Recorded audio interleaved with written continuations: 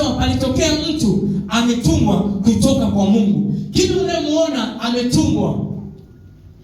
Kuna waliotumwa kutoka kwa Mungu na kuna waliotumwa kutoka kuzimu. Unatakiwa ufungue macho ujue kabisa huyu ametumwa kutokea wapi? Mbinguni. Na huyu ametumwa kutokea chini. Kuna wa juu na kuna wa chini. Ndio maana Yohana anawaambia, enyi machoka na uzao majoka, ni mtu lakini ni uzao wa nani? Wa joka. Ni ana jina lakini uzao, mnanihitaji mimi joka ambaye ni uzao wa joka wakati mimi ni mtu. Kwa hiyo unaweza ukanya duniani alafu dunia ikakupa jina lakini sio kama wewe ulivyo.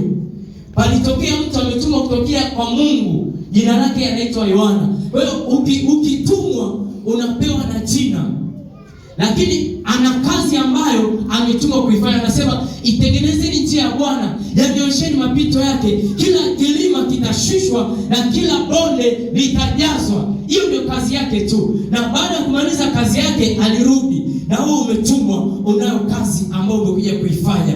Baada ya kumaliza kazi yako tu utarudi. Kila mmoja ana kazi yake. Mwangalie mwenzako, mwambie kazi yako ile tumu umemaliza?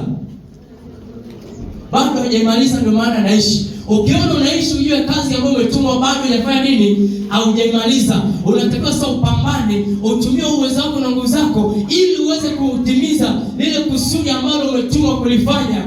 Daudi akiisha kulitumikia shauri la Bwana alilala pamoja na baba zake.